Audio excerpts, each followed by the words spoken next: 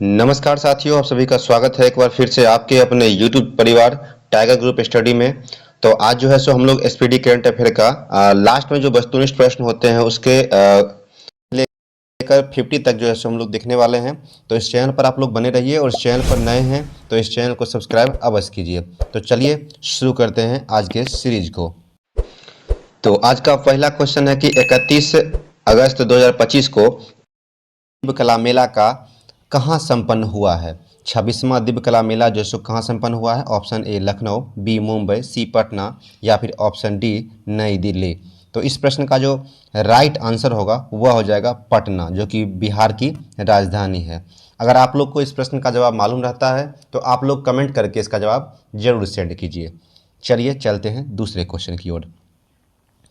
आज का दूसरा क्वेश्चन है, भारतीय भारोत्तोलक मीराबाई चानू ने 2025 राष्ट्रमंडल भारोत्तोलन चैंपियनशिप में 193 किलोग्राम भार वर्ग उठाकर कौन सा पदक जीता है। कांस्य पदक, रजत पदक, स्वर्ण पदक या फिर इनमें से कोई नहीं। तो इस प्रश्न का जो जवाब हो जाएगा वह हो जाएगा ऑप्शन सी, स्वर्ण पदक जीते हैं, गोल्ड मेडल जीती है मीराबाई चानू ने।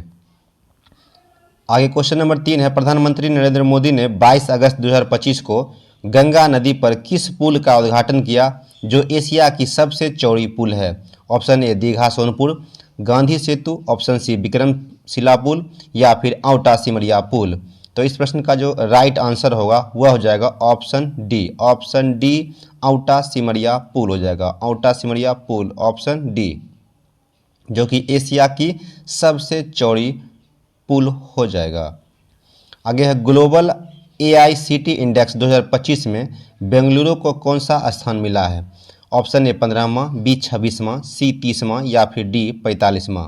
तो इस प्रश्न का जो सही जवाब हो जाएगा वह हो जाएगा ऑप्शन बी 26वां इसका राइट आंसर हो जाएगा। 26वां इसका राइट आंसर हो जाएगा। प्रश्न संख्या 5, भारत के पहले मानवयुक्त अंतरिक्ष यान अभियान गगनयान के लिए कितने अंतरिक्ष यात्रियों को चुना गया है। तो इसमें जो है 4 अंतरिक्ष यात्री, कितना 4 अंतरिक्ष यात्री को चुना गया है, जिसमें शुभांशु शुक्ला भी हो जाएंगे। दूसरे भारतीय जो अंतरिक्ष में गए थे शुभांशु शुक्ला, उनका भी नाम है इसमें। और चलिए, तो इस मिशन के तहत जो है 4 व्यक्ति अंतरिक्ष में जाएंगे। उनका ऑप्शन है, रेलवे सुरक्षा बल RPF की पहली महिला महानिदेशक कौन बनी है। Option A Sonali Mishra, B Sumitra Sharma, C Anjali Singh या फिर ऑप्शन डी नेहा वर्मा। तो इस प्रश्न का जो सही जवाब हो जाएगा वह हो जाएगा Sonali Mishra. Sonali Mishra option A right answer हो जाएगा, जो कि रेलवे सुरक्षा बल RPF की पहली महिला महानिदेशक बनी है। यह क्वेश्चन काफ़ी इम्पोर्टेंट हो जाता है, क्योंकि कोई भी महिला जो पहली बार रेलवे सुरक्षा बल की RPF बनी है तो ये काफ़ी इम्पोर्टेंट हो जाता है। चलिए अगला क्वेश्चन है, वित्त वर्ष 2024-25 में भारत के विदेशी निवेश में लगभग कितना प्रतिशत की वृद्धि हुई है। तो इस प्रश्न का जो राइट आंसर हो जाएगा वह हो जाएगा ऑप्शन सी 67%, 67% का जो है सो इंक्रीजमेंट हुआ है, इंक्रीज किया है। चलिए आगे है, 25 अगस्त 2025 से भारत के किस देश के लिए अंतर्राष्ट्रीय डाक सेवाओं को अस्थायी रूप से निलंबित करने की घोषणा की गई है। तो आप लोग को पता होगा कि हाल ही में भारत और अमेरिका के बीच जो है सो राजनीतिक संबंध कुछ अच्छे नहीं रहे थे। इस कारण से जो है भारत के द्वारा भारत और अमेरिका के बीच जो है डाक सेवा को निलंबित कर दिया गया है। तो इस प्रश्न का जो राइट आंसर हो जाएगा वह हो जाएगा ऑप्शन सी, संयुक्त राज्य अमेरिका। अगला प्रश्न है, भारत का पहला पूर्ण डिजिटल साक्षर राज्य कौन बन गया है। भारत का पहला पूर्ण डिजिटल साक्षर राज्य की बात करें तो वह कौन बन गया है। Option A Kerala, B Goa, C Maharashtra या फिर डी कर्नाटक। तो भारत का पहला पूर्ण डिजिटल साक्षर राज्य की बात करें तो वह केरल राज्य हो जाएगा। क्या हो जाएगा, केरल राज्य हो जाएगा। ऑप्शन ए इस प्रश्न का राइट आंसर हो जाएगा। अगला क्वेश्चन है, पिछले 10 वर्षों में भारत का ऋण भुगतान कितने गुना बढ़ा है। तो पिछले 10 वर्षों में भारत का ऋण भुगतान की बात करें तो वह 3 गुना बढ़ा है। ऑप्शन बी इस प्रश्न का राइट आंसर हो जाएगा। हाल ही में नीति आयोग ने कौन सी रिपोर्ट जारी की है? तो हाल ही में नीति आयोग की बात करें तो वह जो है ऑप्शन बी होमस्टे पर पुनर्विचार अधिनियम जो है सो रिपोर्ट पारित किया है। आगे बढ़ते हैं। आज का 12वां प्रश्न है, भारत का 20वां भारतीय प्रबंधन संस्थान IIM किस राज्य में स्थापित किया गया है? तो 20वां भारतीय प्रबंधन संस्थान की बात करें तो वह असम राज्य में, ऑप्शन बी इस प्रश्न का राइट आंसर हो जाएगा। आगे है, EPFO ने मृत्यु राहत कोष की राशि को 8.8 लाख रुपए से बढ़ाकर कितना लाख रुपए कर दिया है? तो इस प्रश्न का जो सही जवाब हो जाएगा वह हो जाएगा ऑप्शन सी 15 लाख रुपए। अगला क्वेश्चन है, IBM और नासा ने मिलकर कौन सा ओपन सोर्स AI मॉडल विकसित किया है? तो नासा और IBM ने मिलकर सूर्या जो है AI मॉडल विकसित किया है, ऑप्शन बी इस प्रश्न का राइट आंसर हो जाएगा। हाल ही में ईरान ने कौन सा 2 दिवसीय मिसाइल अभ्यास शुरू किया है? तो ईरान जो है हाल ही में सस्टेनेबल पावर 1404 जो है मिसाइल अभ्यास शुरू किया है। तो इस प्रश्न का सही जवाब हो जाएगा ऑप्शन ए। प्रश्न संख्या 16 हो जाएगा, हाल ही में आयोजित 134वें डूरंड कप 2025 का खिताब जो है किसने जीता है? तो डूरंड कप की बात करें तो इसका खिताब जो है नॉर्थ ईस्ट यूनाइटेड ने जीता है, ऑप्शन सी इस प्रश्न का राइट आंसर हो जाएगा। श्रीनगर में आयोजित पहले खेलो इंडिया जल महोत्सव में किस राज्य को पहला स्थान मिला है? तो श्रीनगर में आयोजित होने वाले खेलो इंडिया महोत्सव जो है जल महोत्सव, इसमें पहले राज्य की बात करें तो वह मध्य प्रदेश राज्य हो जाएगा, जो कि ऑप्शन डी में है, ऑप्शन डी इस प्रश्न का राइट आंसर हो जाएगा। चलिए चलते हैं अगले क्वेश्चन की ओर। हाल ही में जारी विश्व प्रतिस्पर्धात्मक सूचकांक 2025 में भारत को कौन सा स्थान मिला है? तो इस प्रश्न का जो राइट आंसर होगा वह हो जाएगा 41 इस प्रश्न का राइट आंसर है, ऑप्शन बी। आगे है, उपराष्ट्रीय सुरक्षा सलाहकार के रूप में किसे नियुक्त किया गया है? तो उपरक्षा सलाहकार के रूप में जो है सो ऑप्शन बी अनीश दयाल सिंह को जो है सो नियुक्त किया गया है, ऑप्शन बी इस प्रश्न का राइट आंसर हो जाएगा। लुधियाना के रयांश गुप्ता ने 18वें अंतर्राष्ट्रीय पृथ्वी विज्ञान ओलंपियाड में भारत के लिए कौन सा पदक जीता है? तो भारत के लिए पदक की बात करें तो वह गोल्ड और रजत दोनों पदक जीते हैं, स्वर्ण पदक और रजत पदक जो है सो दोनों पदक जीते हैं, ऑप्शन सी इस प्रश्न का राइट आंसर हो जाएगा। संसद की कार्रवाई के लिए कितनी नई भाषाओं को जोड़ा गया है? तो संसद की कार्रवाई के लिए जो है सो 3 नई भाषाओं को जोड़ा गया है, इस प्रश्न का आंसर ऑप्शन बी 3 हो जाएगा। चलिए आगे बढ़ते हैं। क्वेश्चन नंबर 22 है, रेल पटरियों के बीच पोर्टेबल और सौर पैनल लगाने वाला भारत का पहला शहर कौन बन गया है? तो रेल पटरियों के बीच जो है सौर पैनल लगाने वाला पहला शहर की बात करें तो यह वाराणसी बन गया है, ऑप्शन सी इस प्रश्न का राइट आंसर हो जाएगा। प्रवासी श्रमिकों की वापसी के लिए पश्चिम बंगाल में कौन सी योजना शुरू की गई है? तो प्रवासी श्रमिकों की वापसी के लिए पश्चिम बंगाल राज्य ने श्रम शक्ति योजना का जो है सो शुरुआत किया है, और बंगाल के अभी वर्तमान में मुख्यमंत्री कौन है? ममता बनर्जी, और यह सबसे कम रुपए वाली मुख्यमंत्री हो जाएगी, सबसे कम धनी व्यक्ति।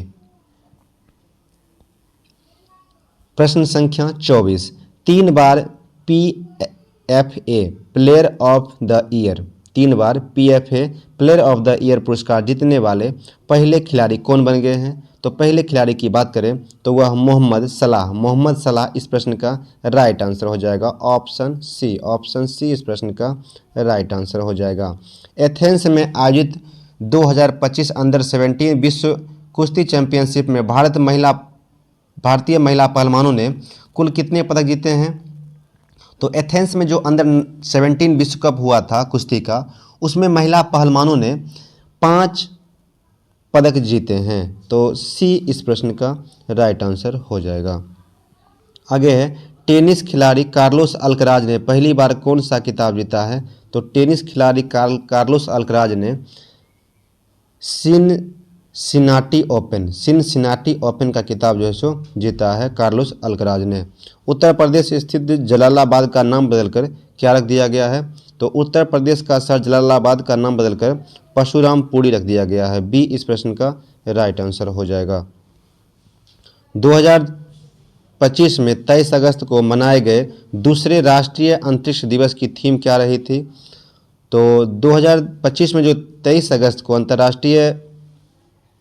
राष्ट्रीय अंतरिक्ष दिवस मनाया गया था, उसका थीम क्या रहा था? तो उसका थीम रहा था आर्यभट्ट से गगनयान, प्राचीन ज्ञान से अनंत संभावनाएं। ये इस प्रश्न का राइट आंसर हो जाएगा। चलिए अगला क्वेश्चन देखते हैं।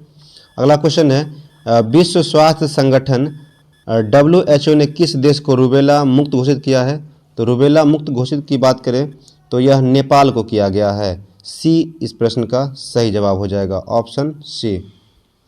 मिस यूनिवर्स इंडिया 2025 का खिताब जीतने वाली कौन बन गई है? तो इस प्रश्न का सही जवाब हो जाएगा मनिका विश्वकर्मा। मनिका विश्वकर्मा इस प्रश्न का राइट आंसर हो जाएगा, ऑप्शन सी। भारतीय मूल की सबसे युवा ब्रिटिश सॉलिसिटर कौन बन गई है? तो भारतीय मूल की सबसे युवा ब्रिटिश सॉलिसिटर की बात करें तो वह कृसांगी मेश्राम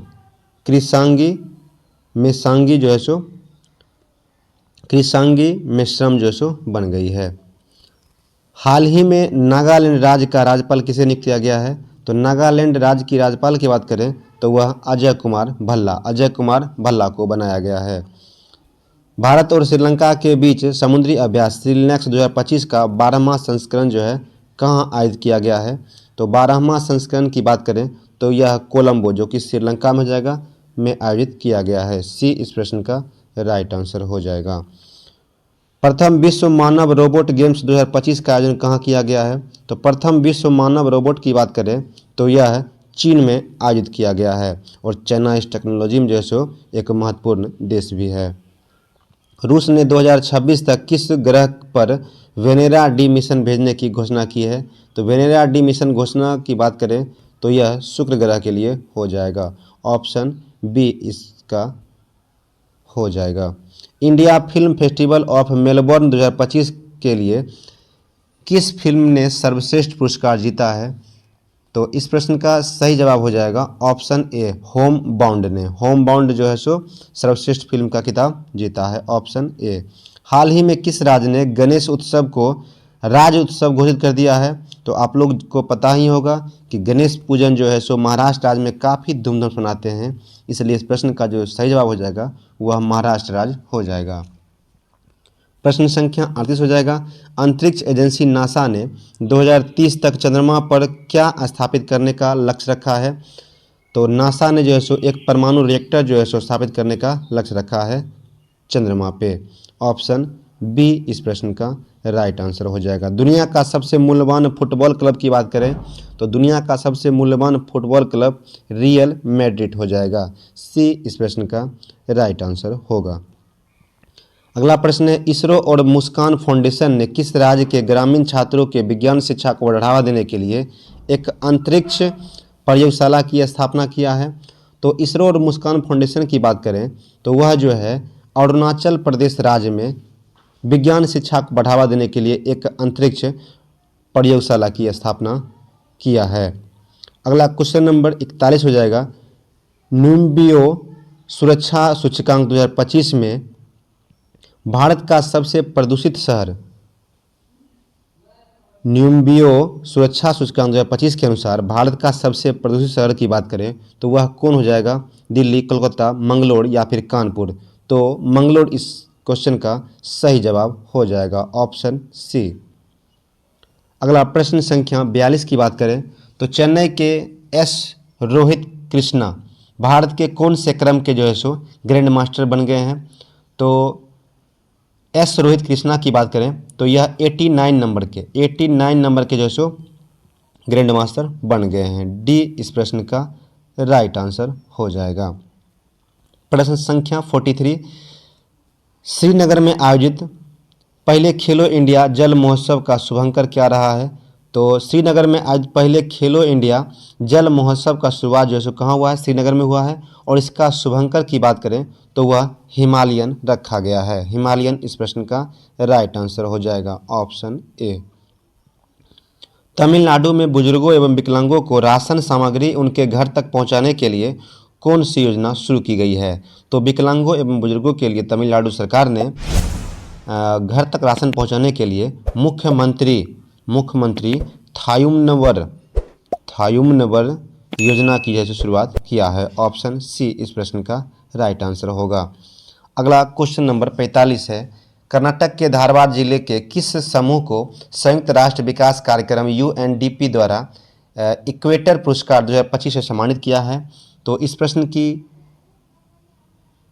जवाब की बात करें तो वह हो जाएगा ऑप्शन संख्या बी, बीबी फातिमा स्वयं सहायता समूह इस प्रश्न का राइट आंसर हो जाएगा। सुमन गिल और सोफिया डंगले ने जुलाई 2025 के लिए कौन सा खिताब जीता है?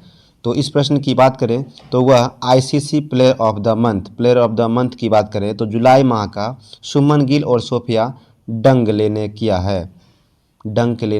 है।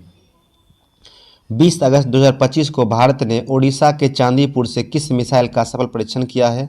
तो 20 अगस्त 2025 को जो है सो 5000 क्षमता वाले अग्नि 5 मिसाइल का परीक्षण किया गया है। तो प्रश्न संख्या 47 का सही जवाब हो जाएगा ऑप्शन सी।